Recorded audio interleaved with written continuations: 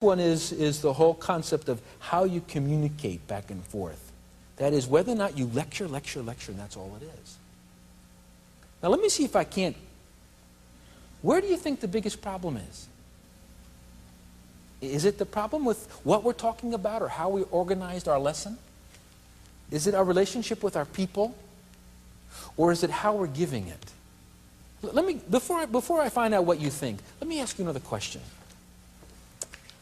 If you were to get a room full like this of students who attend classes at school or college, Sunday school classes, church groups, whatever, and you were to ask them, what's the normal class like that you attend? Not the unbelievable ones, but the normal one. What's it like? On a scale of 1 to 10, how would you vote it? 10 would be the highest and the best, and 1 would be, as my son would call it, it's the pits, it's no good. Where would you vote it to be? The average one that you attend. How many would say, I think it's a 10, vote once. You vote by raising your hand, okay? How many would say 10? How many would say 9? How many say 8? 3. How many say 7? About 4. How many say 6? You can begin voting now anytime you want. About 10. How many say 5? About 20% of the audience. How many say 4? Ooh, another 20%. Let's not ask any more questions. If you take a look at that average then, what's the average for this group? On a scale of 1 to 10. It's a 4. Do you know what the national average is in America? We've done this for thousands of people. 4.5. Do you realize what grade that would be on a report card? How much did you get right out of 100? I got 45. How are we doing? Now, why do we say it's 4.5, friends? Because class is so what? What is it? Boring. Now, who told you all to say that word? Do you know that 80% of the people around the country, when asked, why did you vote it so low, say the same word, just like you did? It's the same word. We've done this in Singapore, the Philippines, Great Britain, Australia, all over the world. It's the same word. Boring. Class is so boring. Now, where does boredom come from? Is boredom primarily an issue of what you're talking about? Or your relationship with your people? Or how you're talking about what you're talking about? What do you think it is? It's a combination, but it's by far one of them. How many say it's the subject? How many say it's the student relationship? How many say it's the style relationship? That's right. It's the style. That is, it's how you talk about what you're going to be talking about. And somehow we think in our own minds that style isn't in our control. My friends, style is in your control. It's in my control. Style is what you do with your body. If you say about a person who's a teacher that they're boring, what will they be doing with their voice? They'll be speaking in a what tone? Monotone. Now, how many of you can speak in a monotone? How many of you can decide, I'm not going to speak in a monotone, I'm going to speak in a polytone? Yeah, how many of you can speak nice on a high tone? Say hello, ready? Hello. Now low voice, hello, ready? Hello. How many of you are able to do that? The point of it is that isn't full of your control. What else is in control? Moving your hands. What do boring speakers do with their hands? The Adam and Eve pose.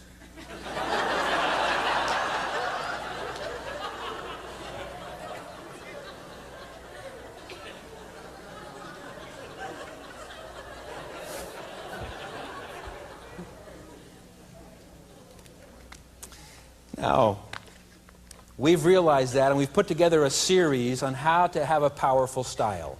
An audio series we'll be talking about at a later time. Because this is number one, and we've seen many people totally revolutionized when they realize the fact that style isn't out of your control, it's in your control, not out of it. You can change it like that. You're saying, you don't know me. Yes, I do.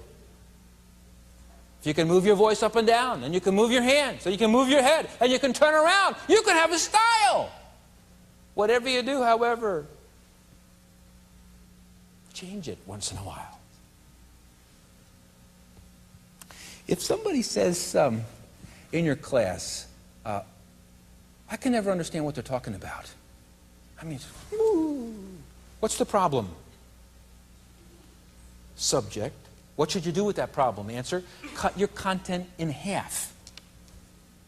What happens if somebody says all they do is lecture, lecture, lecture, lecture, lecture? What's the problem? Quickly. So, what if somebody says, you know, I never learned anything in that class. I mean, we have a great time together, but, you know, I don't come away with anything. What's the problem? Not enough subject. You seeing how you're isolating it? Which one is it? What do I have to do to fix it? The number one problem, 80% of the number one problem is style. Therefore, learn how to fix it. You know what the number two problem is? Subject. 20%, well actually 15% of the remaining 20% comes from subject. Only 5% is problem with the relationship with the people. Now let's see if we can then talk about some tips about using this method called the Apple Maximizers. Number one, love your students consistently and unconditionally. Love your students consistently and unconditionally. Too many teachers love their content, not their students. They love to communicate. They don't love their students. 1 Peter 4 says, above all things have what? Fervent love. Fervent love for your people. Number two, express the subject in terms of the people's or the students' needs and interests. And we have a whole law about this. Number three, alter your style regularly according to each situation. I remember speaking at the Billy Graham Cove one year at Ben Lippen. And after the session was over, there was a young man, maybe in his 25, 26, who was an associate pastor who said to me, I need to talk to you after the session. So after everybody left, I noticed he was sitting in a chair over here by himself. And the way he was sitting in his chair was, his body was screaming, I'm broken, I'm defeated, I'm despairing. Now, what was my body language when I came over to him? I had to alter my style, which was a teaching style, to a counseling style. In what kind of voice? Soft. How did I sit on my chair? No. Sit back, calm. He was having a real problem with the senior pastor. And he said, I'm going to leave the church unless you can help me solve my problem with the senior pastor. But as I was talking to that person right there, I looked in the back of the big auditorium. In the back was my wife, who's 5'2", talking to this man who's about 6'6", big guy, with his wife. And the lady was like this, and the man was like this. And my poor wife, who was a gift of mercy, was dying. And she kept looking up at me, and I kept praying, Lord, don't fix it for me. I'm too tired to deal with this. Finally, I remember leaving this young man and heading in the background, and I realized I have a mess on my hands. And this big guy, they were in the midst of breaking up, having a divorce. Turns out they've been to all kinds of counselors, and he wanted some help. At least he said he wanted some help. And every time I tried to help him, he began to argue with me, and he would start to yell and intimidate. And finally, I tried to raise my voice a little bit to try and alter my style to meet his needs. And finally, he began to, every time I tried to help him, he would fight it. And I looked at Darlene and winked at her with this eye to let her know this is an act. Don't be fooled. And I started to yell at him, and he yelled at me. And I kept yelling at him. He kept yelling, I mean, pounding on his chest, until finally he stopped being so arrogant and started to listen. And in time broke down and was able to restore that marriage right in the back of that room. Well, I really was after this guy. I mean, I was pounding on a guy's chest like this. Well, afterwards, they left, and I noticed Darlene had walked kind of off to the side. And she said, I've never seen you like that in all my life. You're not going to talk to me like that, are you? I said, did you see me wink? Well, yeah, but I just thought you had something in your eye. I was trying to let you know this is a role I was going to play for him. My friends, when you get up to teach, You have to play a role. When I'm a father, I play a role. When I'm a husband, I play a role. When I'm a president, I play a role. Which one is me? I'm all of them. But when I get up to teach, I'm teacher role. If I talk to this fine lady here one-on-one, it's this tone of voice, right? Appropriate, just one-on-one, and we kind of talk quietly together. And if I just keep that tone of voice, then I go on up to here to become teacher to this crowd, and I just start to talk to you about how nice a night it is, and it's nice being with you, and it doesn't work. Why doesn't it work? It's the wrong style. Can you change your style? Of course you can. If you, down deep inside of you says, I'm the one who has to cause you to learn, and if it's not working, I'll change my style. Got it? Got it? Good. Number 4, rest in your talents and gifts and be yourself. It's amazing how many of us want the other person's gift.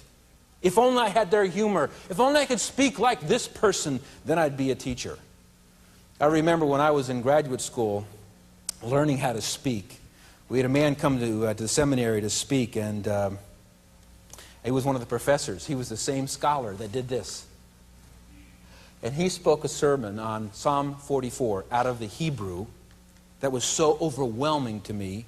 I went to the library, checked the tape, wrote it all out hand, and memorized the sermon. And said to my wife, I can't wait for church to ask me to preach. I have this awesome sermon about the ziggurat and the Hebrew. It's really good. Well, nobody asked me for a long time.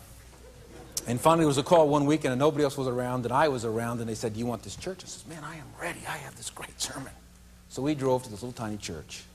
I couldn't wait to get up to preach Psalm 44.